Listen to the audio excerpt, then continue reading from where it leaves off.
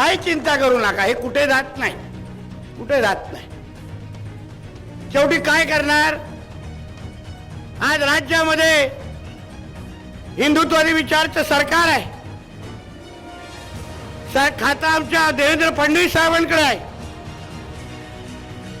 FIR मध्ये आज नाव आलं नसेल, कोण असेल वाचवणारे कुठे बसलेले, पण ते का आमच्या मुख्यमंत्री साहेबांपेक्षा मोठे नाही. संबंधित काही खात्यातल्या लोकांनी लक्षात घ्यावं. म्हणून उद्या जेव्हा फडणवीस साहेबांकडे हा विषय जाईल तेव्हा मग उत्तरं जेव्हा द्यायला लागतील ना, किंवा तुम्हाला तेव्हा जेव्हा कोण वाचवायला किंवा फोन करण्यासाठी आले होते ना, ते सगळे फोन ऑफ करून बसतील, एक लक्षात ठेवा. तेव्हा आजूबाजूचे पण फोन त्यांना देणार नाहीत, हात कापतील. ते नको रे बाबा, उगाच असलेली खुर्ची पण जाईल असे बघून पळून जातील. म्हणून उगाच कोणाच्या नादात लागायचं, कशाला लागायचं, ह्याच्याबद्दल विचार करा. विकास आणि ह्या सगळ्या गोष्टी होत राहतील, पण हा आमचा समुद्र किनारा हा सुरक्षित ठेवण्यासाठी या खात्याचा मंत्री म्हणून नितेश राणे मंत्रालयामध्ये बसलाय. एक तुम्ही लक्षात ठेवा, कोणाची मस्ती चालून देणार नाही. हे जे काय वळवळ करणारे जे हिरवे साप आहेत ना, यांना कसे नीट करायचे ना, सगळी औषधं आमच्याकडे आहेत. कोणाला इंजेक्शन चालतं, कोणाला गोळ्या चालतात, औषधाच्या सगळ्या आहेत आमच्या. म्हणून तुम्ही योग्य पद्धतीने, तुम्ही आता ज्या पद्धतीने एकजूट दाखवली आहे, आज जे ताकदीने आपण जे इथे जमलोय, एक हिंदू म्हणून तुम्ही एकत्र राहा. मी तुम्हाला विश्वास देतो, कोणीही वाकड्या नजरेने बघणार नाही, हा विश्वास देऊन तुम्हाला जातो. शेवटी हिंदू म्हणून एकत्र राहण्याची गरज आहे. बघा काय चाललंय आजूबाजूचे देशामध्ये, राज्यामध्ये. काश्मीर बद्दल ऐकताय, वाचताय, काय झालं तिकडे. जात विचारली, धर्म विचारला नाही, जात विचारली, भाषा विचारली नाही, विचार फक्त धर्म विचार. हे काय बाबा, कुठला धर्म, हिंदू आहे ना, मारा गोळी आला. हे लक्षात ठेवा. पहिले आपण उगाच मांडीवर बसवायला जातो, नाही ये भाईचारा है, गंगा जमुना तहजीब है, हम सब एक है, घालतात मडुंगणामध्ये हम सब एक है, तेव्हा नाही आठवण करत. बघा आता काश्मीरमध्ये एकेकाच्या स्टोरी येत आहेत टीव्हीवर, कशा ती लहान लहान मुलं आपला अनुभव सांगतायत.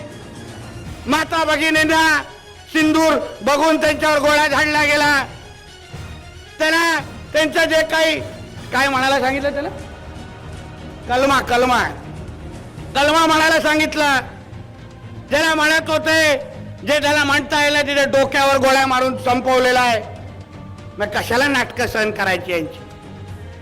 हे जे काय पाकिस्तानचे गोडवे घालणारे जे कोण इकडे जिहादी आहेत, त्यांना जसा तसं उत्तर देण्यासाठी हिंदू समाजाने तयार राहिलं पाहिजे.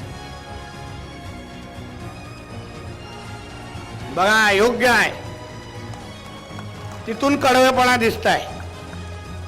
पण तुम्ही लक्षात ठेवा, ते अगर धर्म विचारून गोळा मारत असतील तर तुम्ही पण आपल्या हिंदुत्वादी संघटनेची मागणी पूर्ण केली पाहिजे.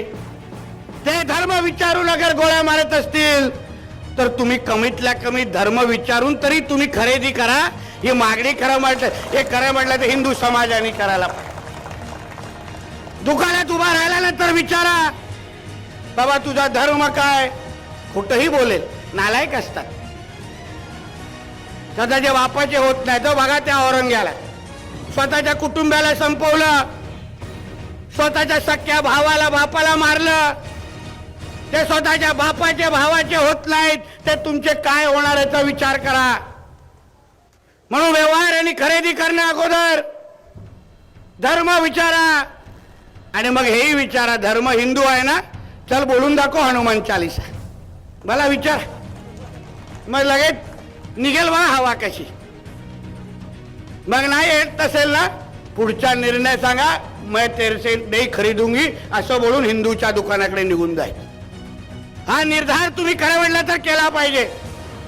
ते लोक अगर आपल्या धर्माबद्दल एवढं अगर कडवत असतील तर मग आपण कशाला विचार करतो, आपण कशाला त्याला श्रीमंत करतो?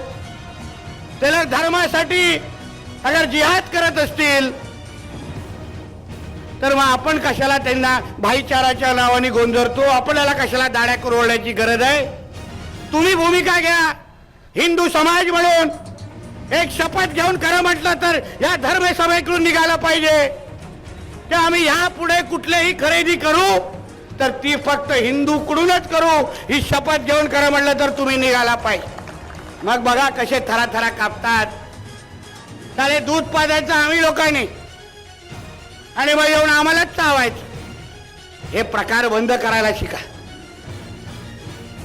गंगा जमुना तवीज काय सर्व धर्म समभाव हे फक्त हिंदूंनाच शिकवलं जातं, कोणाला दुसऱ्याला शिकवतच नाही.